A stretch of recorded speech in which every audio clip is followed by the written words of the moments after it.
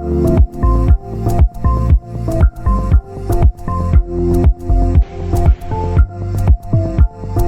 guys, and welcome back to my channel. This is the final episode in the Diverse Changes revision series over here on my channel. We're going to be looking at the key players in managing rural communities. So I'll link the rest of the playlist up here if you haven't seen it already.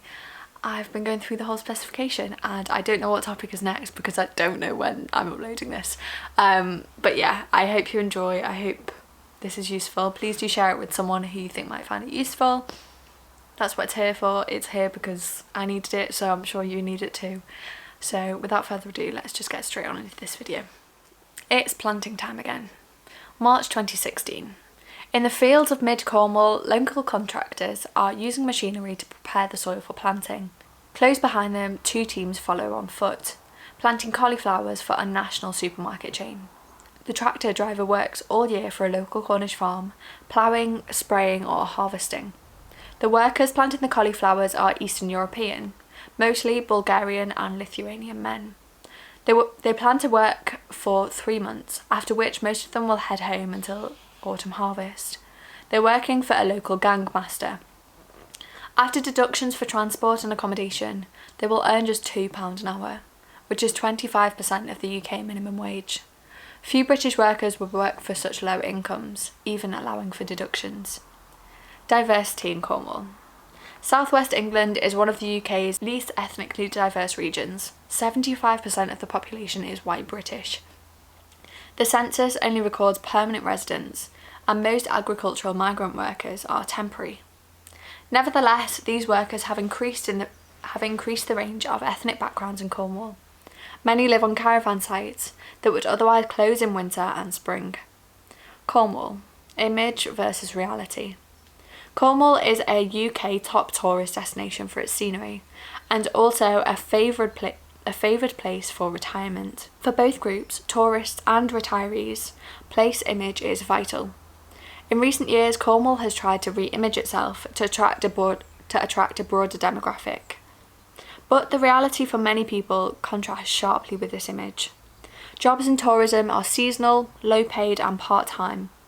Cornwall's biggest economic problem is that it now lacks a year-round economy for adult employment. The county's old economy consisted of primary sector employment in farming, fishing, tin mining and china clay quarrying. These jobs were year-round and permanent. Until the 2000s, most farmland in Cornwall was used for livestock farming. However, for years, supermarkets drove down the price they paid for milk, so that by 2016, milk cost 34p a litre to produce, but dairy farmers were paid just 28 pence. Therefore, many Cornish dairy farmers have now switched to arable or vegetable farming. However, these new farming practices have had environmental consequences. Because milk prices are so low, dairy pasture is increasingly being ploughed up and planted with crops. With Cornwall's hilly slopes and wet winters, there has been a big increase in soil erosion. The post-production countryside. Rural areas now produce less, so geographers talk about a post-production countryside. As well as in agriculture, employment has fallen sharply in the china clay industry, from 10,000 people in the 1960s to just 800 in 2015. A decline in employment prospects has led to a lack of opportunity. So Cornwall's young, well-qualified population leaves, causing a brain drain. In 2011, Cornwall had England's lowest full-time average earnings of £25,155, which is 77% of the UK average. Its problem is therefore how to build a higher income economy that will provide year-round employment. At the same time, it has to bear the cost of derelict land from centuries of mining and quarrying. National and local strategies for rural areas. A recent regeneration in Cornwall has involved grants from local and national governments, plus the EU. Between 1999 and 2007, an EU funding programme called Objective 1 aimed to boost rural development. Its principle was simple. It matched individual capital funds to reduce the risk of businesses failing in their first year. Its most successful investment has been the Eden Project. Since 2010, Cornwall also qualified for government regional aid, which is given to companies investing there. Within this regional aid programme are enterprise zones, specific locations which attract particular forms of aid. In 2015 there were 44 of these, most of them urban, but some also rural areas had been designed to be enterprise zones, of which Cornwall is one. Enterprise zones incentives focus investment on a small area, which is then branded to attract particular companies. The incentives in Cornwall include council business tax discounts up to £160,000 for 5 years, a planning-free environment in which no planning permission is needed for building, and county-wide superfast broadband. Case studies of investment in Cornwall. The Eden Project. The Eden Project opened in 2001. It consists of 2 large conservatories called biomes, which exhibit major plant types, plus an education centre about sustainable living and a youth hostel.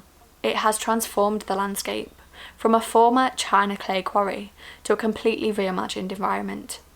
The cost was £140 million, 3/4 of which came from the EU Objective 1 funding programme and the National Lottery. In the first 10 years, the Eden Project generated £1.1 billion for Cornwall's economy, attracted 13 million visitors, directly employed 650 people, and also helped to sustain 3,000 other jobs. Increased employment in other tourist-related businesses in Cornwall, and extended tourism as a year-round sector by providing tourists with a destination for a rainy day. Superfast broadband. By 2016, over 95% of Cornwall had access to fibre broadband, the first county to achieve this, and it also had the greatest take-up as a percentage of population. Cornwall now has the world's largest rural fibre network. It cost £132 million, £53.5 million of that from the EU Regional Development Fund, and £78.5 million from BT. This super fast broadband network encourages businesses, particularly local knowledge economy companies, and those working from home. One evaluation showed that 2,000 jobs have been created with an annual economic impact of around £200 million. Newquay Aero Hub. In 2014, Cornwall Council obtained enterprise zone status for Newquay Aero Hub Business Park, adjacent to Newquay Airport. The aim was to attract investment to an aviation hub that would generate 700 skilled permanent jobs by 2015. It's partnership between Cornwall Council and private investors. The following companies were established in its first year: 2 helicopter and training centres, Bristow Helicopters, British International Helicopters, Cornwall Air Ambulance, Skybus, Ainscough Wind Energy, and Bloodhound SSC. This list achieved in a year is impressive, but not all are new jobs. For example, Bristow Helicopters and British International Helicopters took over jobs formerly done within Cornwall by the Ministry of Defence. These were displaced from the public sector into the private, and therefore are not new as such. Key players in managing change in Cornwall. The EU. Convergence funding has been granted to Cornwall since 1999. The UK central government agencies. The South West Regional Development Agency made investment grants before it was abolished in 2010. Most grants have now been cut and are given out by central government. The local government.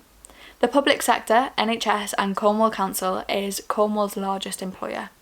Since 2010, Cornwall Council has had no start-up funding. It offers rebates on business taxes as part of its enterprise zone at Newquay. A local enterprise partnership supports business growth, but little funding is available, only help with exports, training or start-up advice. And stakeholders in the local economy. The biggest industry is tourism. It wants better infrastructure, and other industries include food and farming. They want greater economic expansion. Environmental stakeholders. Cornwall's biggest asset is its scenery and environment. Many environmentalists are concerned about wasteland created by clay extraction and the way in which soil is eroded from new arable land. And stakeholders and people. Education, such as the combined universities in Cornwall and Cornwall FE colleges. And that is the end of the Diverse Places revision series. I hope you enjoyed. I hope you got to take something from it. We're starting a new series next week, so subscribe down below to see that. Go check out the rest of the geography related videos on my channel if that interests you, and I will see you same time, same place next week. Bye guys.